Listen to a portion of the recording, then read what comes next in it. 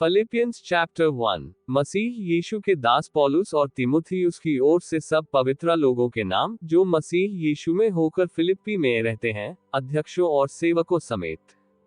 हमारे पिता परमेश्वर और प्रभु यीशु मसीह की ओर से तुम्हें अनुग्रह और शांति मिलती रहे। मैं जब जब तुम्हें स्मरण करता हूँ तब तब अपने परमेश्वर का धन्यवाद करता हूँ, और जब कभी तुम सब के लिए विनती करता हूँ तो सदा आनंद के साथ विनती करता हूँ, इसलिए कि तुम पहले दिन से लेकर आज तक सुसमाचार के फैलाने में मेरे सहभागी रहे हो। और मुझे इस बात का भरोसा है कि जिसने तुम में अच्छा काम आरंभ किया है, वही उसे यीशु मसीह के दिन तक पूरा करेगा।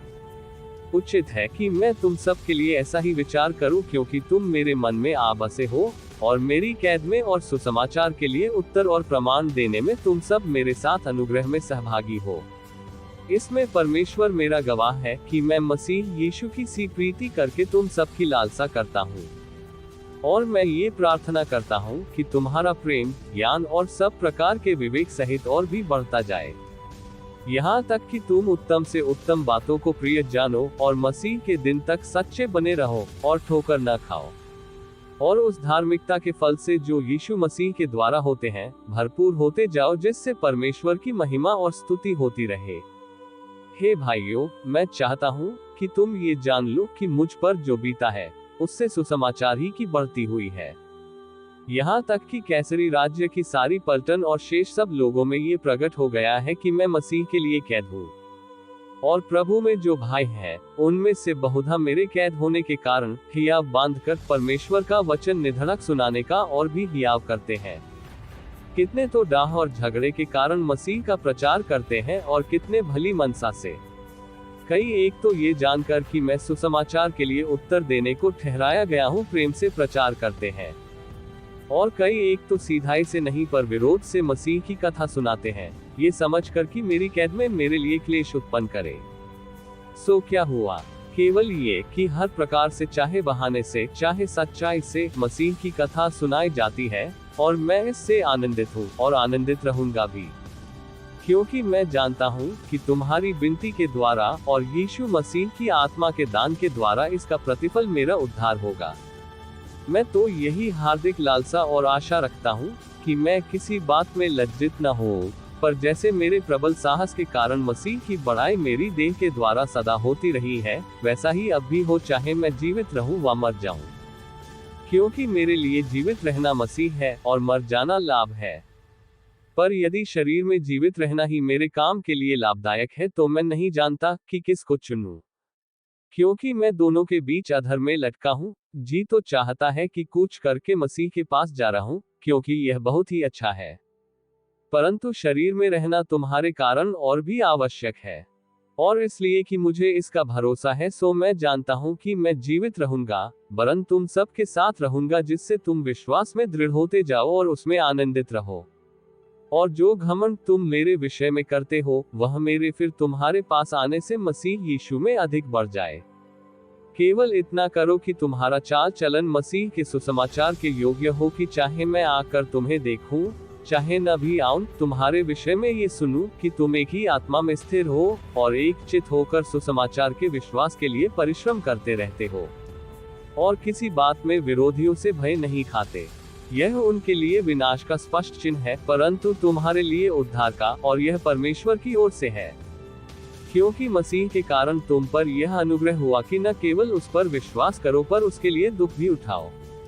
और तुम्हें वैसा ही परिश्रम करना है जैसा तुमने मुझे करते देखा है, और अब भी सुनते हो कि मैं वैसा ही करता हूँ। Philippians chapter 2।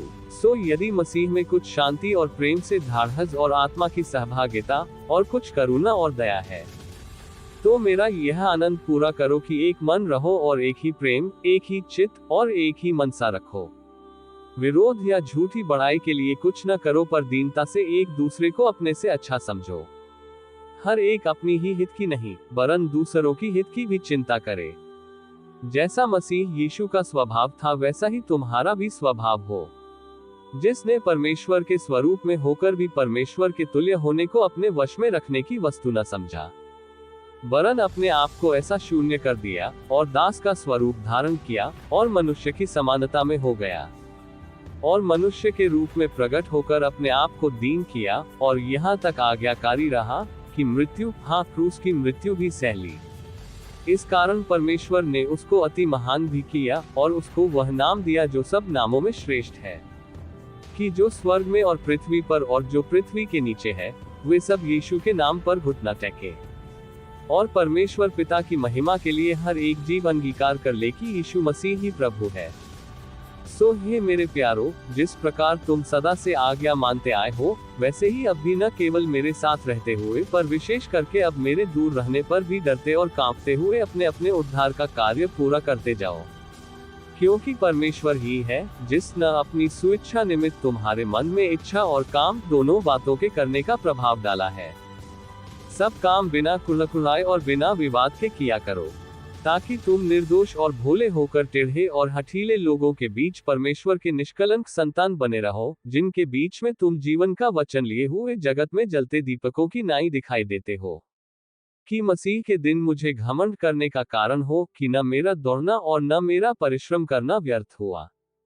और यदि मुझे तुम्हारे विश्वास के बलिदान और सेवा के साथ अपना लहू भी बहाना पड़े तो भी मैं आनंदित हूँ, और तुम सब के साथ आनंद करता हूँ। वैसे ही तुम भी आनंदित हो और मेरे साथ आनंद करो।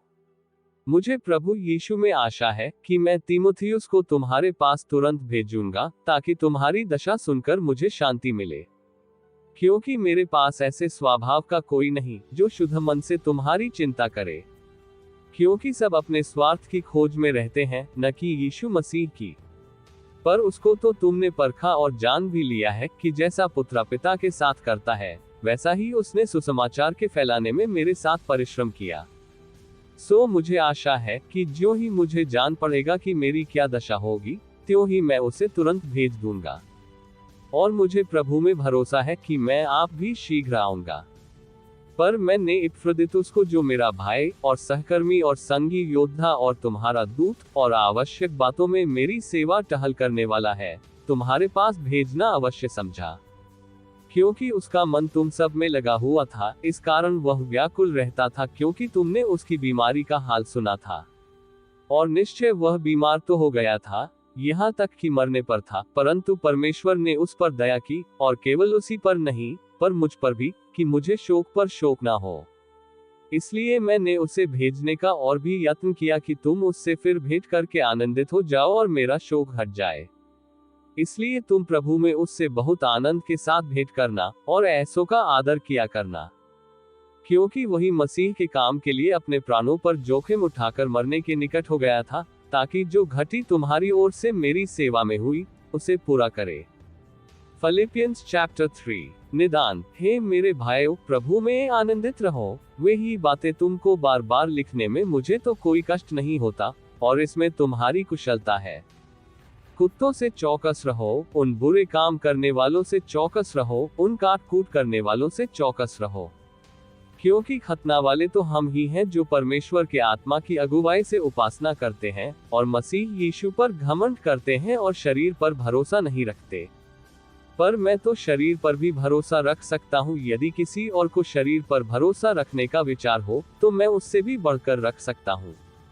8वें दिन मेरा खतना हुआ। इस्राएल के वंश और बिन्यामीन के गोत्रा का हूँ, इब्रानियों का इब्रानी हूँ। व्यवस्था के विषय में यदि कहो तो फरीसी हूँ, उत्साह के विषय में यदि कहो तो कलीसिया का सताने वाला, और व्यवस्था की धार्मिकता के विषय में यदि कहो तो निर्दोष था। परंतु जो जो बातें मेरे लाभ की थी, उन्हीं को मैंने मसीह के कारण हानि समझ लिया है।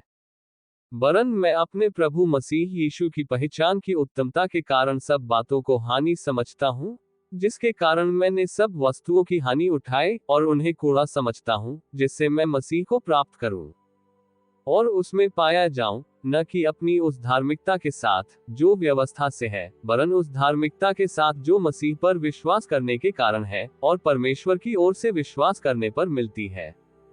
और मैं उसको और उसके मृत्युंजय की सामर्थ को और उसके साथ दुखों में सहभागी होने के मर्म को जानूं और उसकी मृत्यु की समानता को प्राप्त करूं, ताकि मैं किसी भी रीति से मरे हुओं में से जी उठने के पद तक पहुंचूं। यह मतलब नहीं कि मैं पा चुका हूँ या सिद्ध हो चुका हूँ, पर उस पदार्थ को पकड़ने के लिए दौड़ा चला जाता हूँ जिसके लिए मसीह यीशु ने मुझे पकड़ा था। हे भाइयों, मेरी भावना यह नहीं कि मैं पकड़ चुका हूँ, परंतु केवल यह एक काम करता हूँ कि जो बातें पीछे रह गई हैं उनको भूलकर आगे की बातों की ओर बढ़ता हुआ निशाने की ओर दौड़ा चला जाता हूँ, ताकि वह इनाम पाऊँ जिसके लिए परमेश्वर ने मुझे मसीह यीशु में ऊपर बुलाया है। सो हम में से जितने सिद्ध हैं, यही विचार रखें, और यदि किसी बात में तुम्हारा और ही विचार हो तो परमेश्वर उसे भी तुम पर प्रकट कर देगा। सो जहाँ तक हम पहुँचे हैं उसी के अनुसार चले। हे भाइयों, तुम सब मिलकर मेरी सी चाल चलो और उन्हें पहचान रखो जो इस रीति पर चलते हैं जिसका उदाहरण तुम हम में पाते हो। क्योंकि बहुतेरे ऐसी चाल चलते हैं जिनकी चर्चा मैंने तुमसे बार बार किया है, और अब भी रो रो कर कहता हूँ कि वे अपनी चाल चलन से मसीह के क्रूस के बैरी हैं। उनका अंत विनाश है, उनका ईश्वर पेट है, वे अपनी लज्जा की बातों पर घमंड करते हैं और पृथ्वी की वस्तुओं पर मन लगाए रहते हैं। पर हमारा स्वदेश स्वर्ग पर है, और हम पर उद्धारकर्ता प्रभु यीशु मसीह के वहां से आंधी बाट जोह रहे हैं। वह अपनी शक्ति के उस प्रभाव के अनुसार जिसके द्वारा वह सब वस्तुओं को अपने वश में कर सकता है, हमारी दीनहीन देह का रूप बदलकर अपनी महिमा की देह के अनुकूल बना देगा। Philippians chapter 4। इसलिए हे मेरे प्रिय भाइयों, जिनमें मेरा जी लगा रहता है, जो मेरे आनंद और मुकुट हो, हे प्रिय भाइयों, प्रभु में इसी प्रकार स्थिर रहो। मैं युआदिया को भी समझाता हूँ और सुन्तुर्खे को भी कि वे प्रभु में एक मन रहें। और हे सच्चे सहकर्मी, मैं तुझसे भी विनती करता हूँ कि तू उन स्त्रियों की सहायता कर, क्योंकि उन्होंने मेरे साथ सुसमाचार फैलाने में क्लेमेंस और मेरे उन और सहकर्मियों समेत परिश्रम किया जिनके नाम जीवन की पुस्तक में लिखे हुए हैं। प्रभु में सदा आनंदित रहो। मैं फिर कहता हूँ, आनंदित रहो। तुम्हारी कोमलता सब मनुष्यों पर प्रकट हो, प्रभु निकट है। किसी भी बात की चिंता मत करो, परंतु हर एक बात में तुम्हारे निवेदन, प्रार्थना और विनती के द्वारा धन्यवाद के साथ परमेश्वर के सम्मुख उपस्थित किए जाएं। तब परमेश्वर की शांति, जो समझ से बिल्कुल परे है, तुम्हारे हृदय और तुम्हारे विचारों को मसीह यीशु में सुरक्षित रखेगी।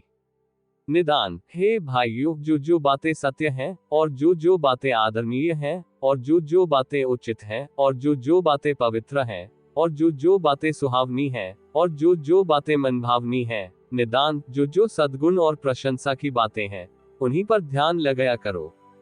जो बातें तुमने मुझसे सीखी और ग्रहण की और सुनी और मुझ में देखी, उन्हीं का पालन किया करो। तब परमेश्वर जो शांति का सोता है तुम्हारे साथ रहेगा।